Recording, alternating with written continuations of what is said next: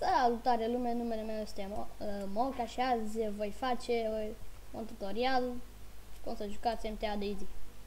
Ceea ce e foarte simplu.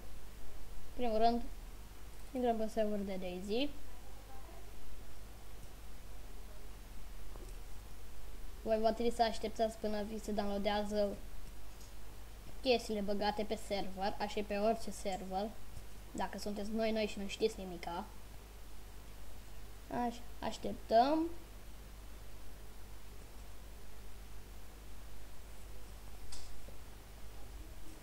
Sper să nu vă supărați dacă vom avea lag. Totuși e un tutorial. Nu trebuie neapărat să fie viteză.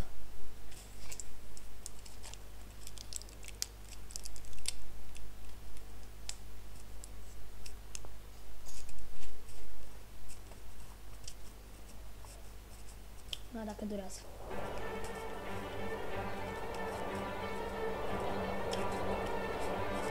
Ne facem un cont pe server.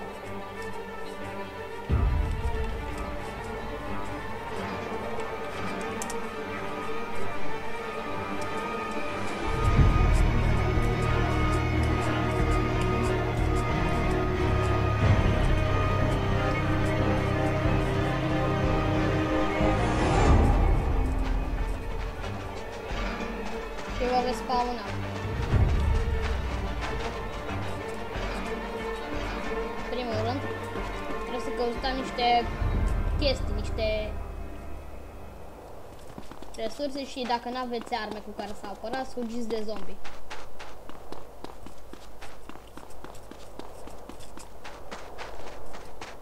O grămadă nu știu cum să ia chestii de pe jos, așa că vă voi arăta.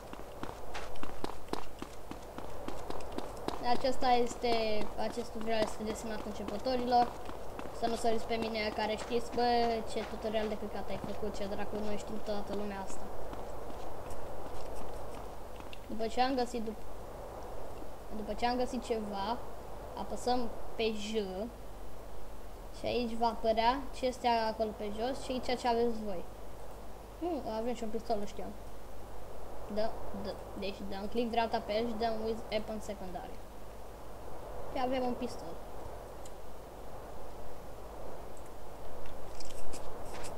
Sunt surprins că n-am lag. Așa.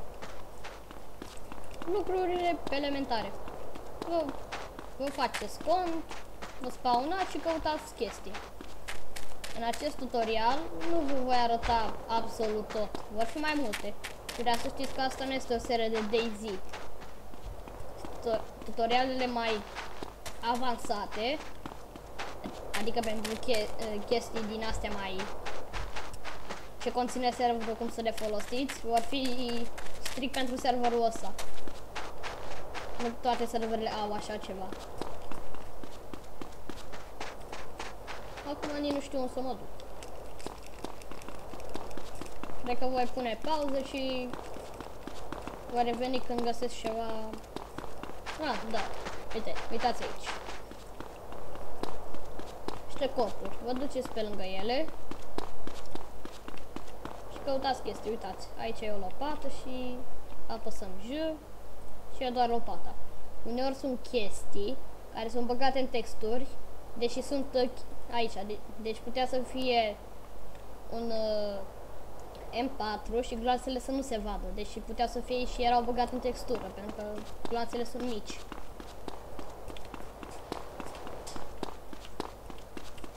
Uitați ceva aici. O canistră și alt skin. Dăm click dreapta pe skin și dăm use skin. Puteți să-l aruncați pe ăsta și canistra goală nu vă ajută decât dacă aveți mașină și va trebui să găsiți o stație cu benzină.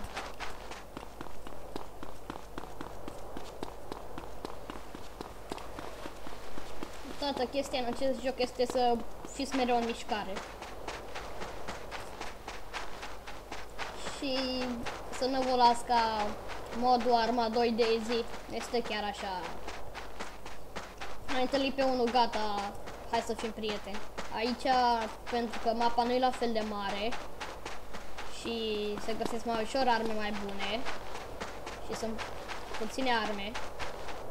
Întotdeauna dacă vă va vedea fie că sunteți fie că de-abia v-ați spawnat sau fie că aveți nu știu câte ore și aveți echipament, ei vor trage în voi. Fie că vor echipamentul vostru, chiar dacă și ei trag în voi dacă de-abia v-ați spawnat și n-aveți nimica, trag în voi ca să facă, vedeți? Aici, pe a doua linie, sunt murderuri. Acolo este câte kill-uri ai. Și după ei se dau mari. Ca să înțelegeți de ce vă omoară. Uitați, aici ai un spital. Cutii de spital. Medikituri. Bandaje, așa. Să vă explic cu painkiller-ul care-i treaba. Da.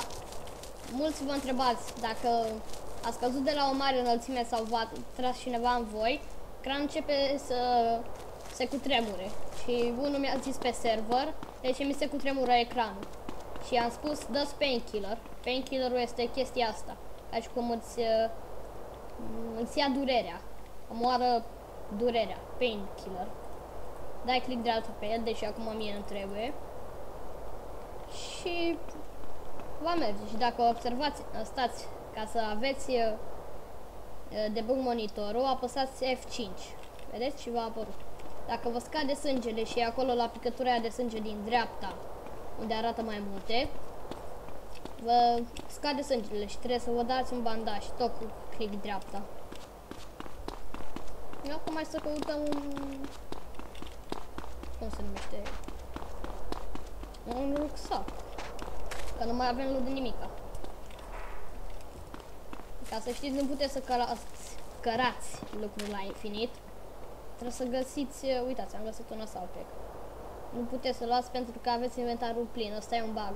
Dar ceva jos, luați ghiozdanul și apoi luați chestia pe care ați dat-o jos. Și vedeți, de la 8 sloturi am 19 sloturi, asta înseamnă că am spațiu mai mare. Momentan încă nu se văd backpack-urile. Uitați, aici am găsit o roată.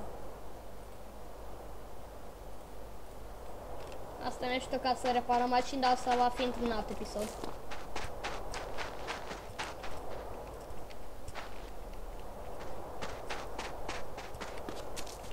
Ca să știți, filmez pe serverul comunității noastre. Și puteți să dați un like, share și subscribe, pentru că voi mai face tutoriale pentru începători. Și va apărea o comunitate care va conține 3 servere de MTA, unul de Minecraft și unul de Counter-Strike. Și se vor căuta admini.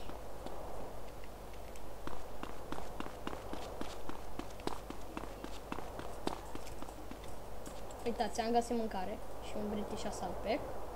Când vedeți pack, luați-l pentru că este backpack, ce v-am zis mai devreme. Și mâncare, când vedeți, fie că e apă, fie că e mâncare, luați-o, pentru că la un moment dat o să vă treziți că vă scade blood-ul, că asta e viața în joc, blood-ul, o să vă scadă pentru că nu mai aveți, vă e foame sau vă e sete. Lol. Yeah, un zombie pe un zombie. Câte facem MTA-ul. Uitați, aici avem un milk, bean scan, bandaj pe kilo și gol club nu trebuie pentru că am pistolașul ăsta, cel mai prost pistol din joc. Tragem un zombie. Hai să tragem.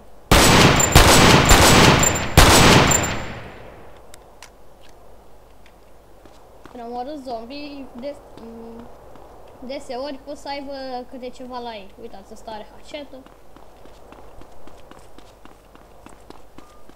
Și faci mai mult sniper montaj. Voi face și gameplay-ul la celelalte servere. Și voi schimba numele canalului, nu va mai fi MTA. Va fi pur și simplu Mihailescu Romanian Community. fiindcă nu conține doar MTA.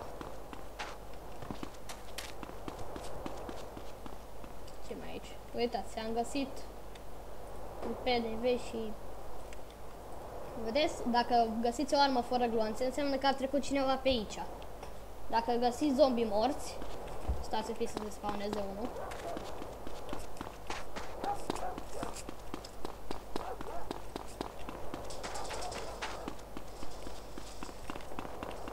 Mă, că erau aici o grămadă de zombii.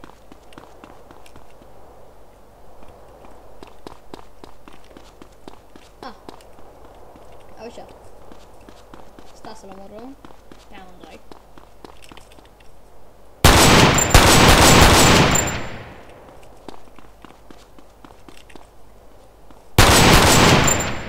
Așa. Puteți să dați J sau să dați cheat body. Ca să dați pe cheat body, dați cu rotița în jos. Și aici vă apare, vedeți în chat? Looks like it's finally dead. Asta înseamnă e mort. Și arată la ce ori a murit. Și dacă aveți un chat și puteți să vedeți și a fost omorât de acum un minut sau două, dacă nu aveți echipament fugiți, dacă aveți și sunteți curajoși, puteți să-l căutați pe ăla care a omorât zon.